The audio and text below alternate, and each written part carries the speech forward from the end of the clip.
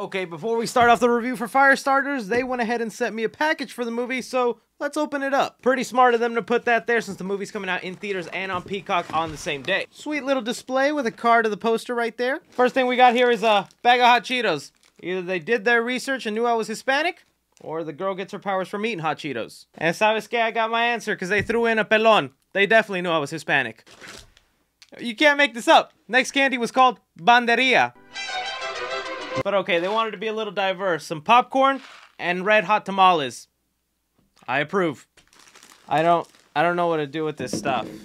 Let's start the review. So Firestarter is not only the latest Stephen King adaptation, it also works as a remake for a movie that came out in the 1980s starring a little Drew Barrymore. This time around, however, it is set in modern day and we follow Zac Efron, who is a father now, as he does his best to protect his daughter who happens to have fire abilities from people who desperately want to experiment on her. That's all pretty much say. They're gonna be spoilers. So you guys, this is a spoiler-free review. Now I'm gonna go ahead and say straight up, I have never seen the Drew Barrymore original. It just happened to be one of those Stephen King movies I never got around to watching, and with this new one coming up, I thought about seeing the film, but then I thought this might be a great opportunity for you guys to hear a review from someone who never saw the original, and maybe my review will be different than someone who did see the original. So with that out of the way, oh man, I really wish I cared about this movie. It seems pretty obvious to me why a movie like this got made in today's modern age when superhero films are all the rage, okay? It feels like every year we have at least 10 superhero movies and they make boatloads of money at the box office. And Stephen King has actually not been a stranger to creating characters that end up with powers with horrific events. You have Carrie with telekinesis, you have The Shining with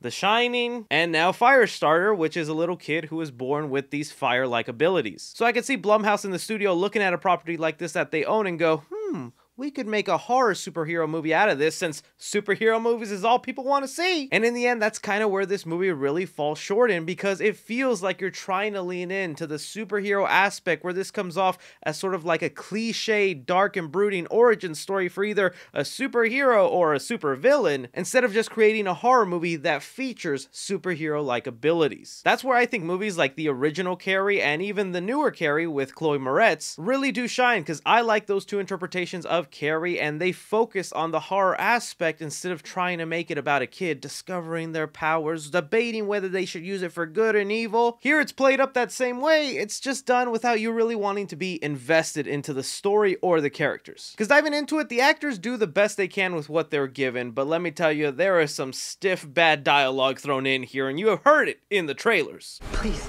I can help you. Liar, liar.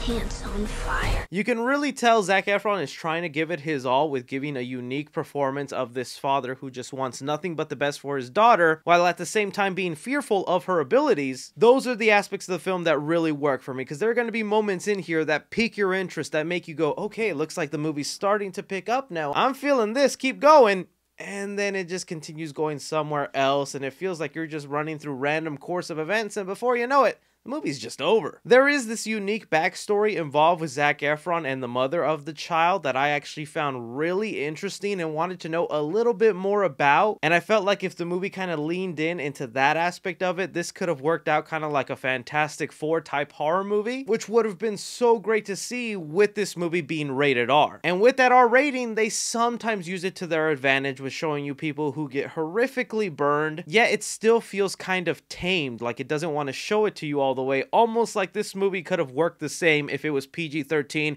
because they didn't really use that R rating to the full extent. Really, like, the biggest positive I can give this movie is the score, because when watching this movie, I'm finding myself just drifting off, kind of dozing off, going, where is this going? What's happening right now? And then out of nowhere, the score will kick in, and I'm like,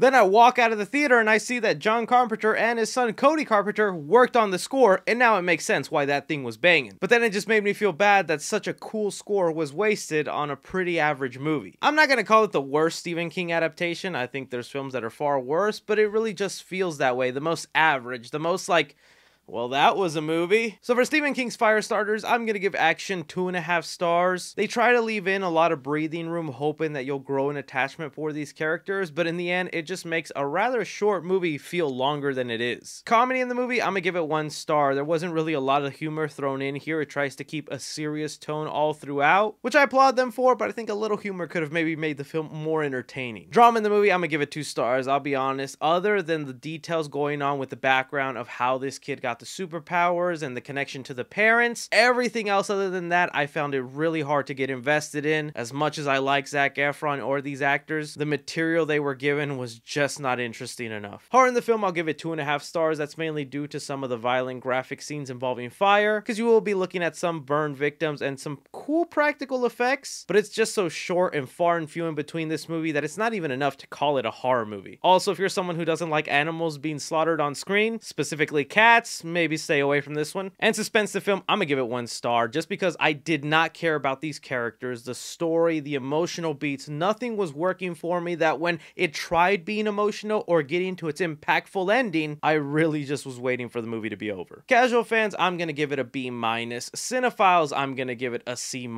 And critically, I'm going to give it an F. I really don't think this is the kind of movie you should spend your money to go see in theaters. If you already have the Peacock service, I suggest this is one you rent or stream at home. That'll do, Donkey. That'll do. But again, that's just my opinion. Maybe some of you ended up really loving this movie or thought it was the best Stephen King adaptation, and I'd love to hear from you guys down below. Also, would be way more curious to hear if you're planning to see this in theaters or stream it on Peacock. Either way, make sure to like, subscribe, follow me on Twitter at 3CFilms or on TikTok at 3CFilms. As always, I'm Chris. Take care.